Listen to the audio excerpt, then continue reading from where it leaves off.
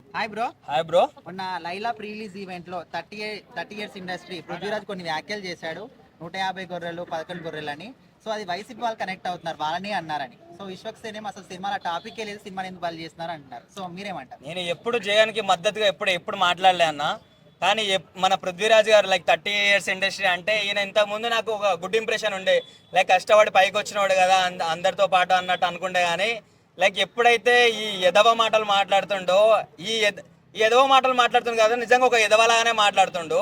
Like దేనికనంటే, సరే నువ్వు నీ ఆడియో లంచుకో లేకపోతే నేను వేరే దానికి పిలిస్తే నువ్వు ఆడికి వెళ్ళిన పని చూసుకొని రావాలి, అర్థమవుతుందా?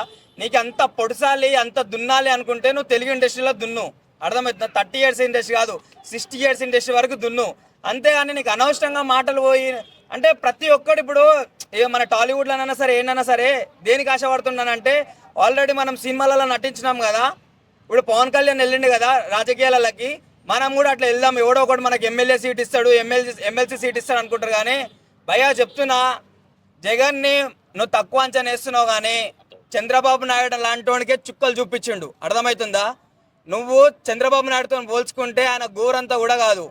లైక్ ఒక ఎంట్రిక తీసేసినట్టు తీసేస్తాను నేను.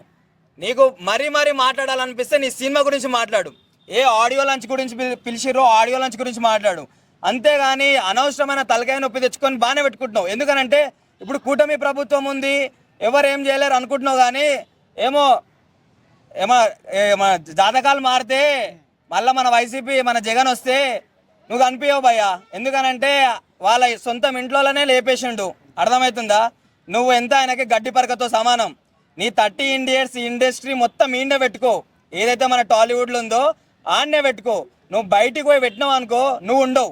ఎందుకనంటే ఎంత చెత్తలాగా అనిపించింది. ఇన్ని రోజులు నువ్వు కాపాడుకునే ఇమేజ్ మొత్తం నువ్వు మాట్లాడిన మాటలు పోయింది. వైసీపీలో 11 మంది ఉంటేంది, 9 మంది ఉంటేంది, 1,00,000 మంది ఉంటే నీకెందుకు రయ్యా? నీకు అర్థమవుతుందా?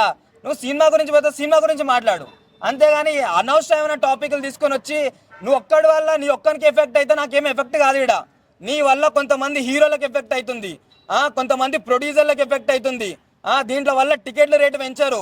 ఏదైతే మన పవన్ కళ్యాణ్ సినిమా ఇంతకు ముందు ఆడిందా, 20 రూపాయలు 10 రూపాయలు టికెట్ పెట్టుకుర్రు.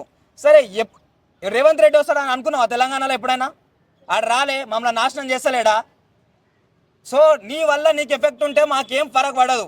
నీ వల్ల మా హీరోలకి మేము అనవసరంగా ఏమన్నా అయితే మాత్రం అసలుకి నీకు మాత్రం రచ్చ ఉంటుంది. 30 ఇయర్స్ ఇండస్ట్రీ పృథ్వీరాజ్ గారు, మీ పృథ్వీ ఉండరు, రాజు ఉండరు నాకు తెలిసినంత వరకు అయితే. ఏమన్నా అయితే వైసీపీ వాళ్ళు ఏమంటున్నారంటే, ఇంకా మేము సినిమాని ఆపేస్తాము, అది కావాలని మాట్లాడిచ్చారు ఇట్లా స్టేజ్ మీద అని కొంతమంది అంటున్నారు. అసలు సినిమాని ఆపేయడం కరెక్టేనా?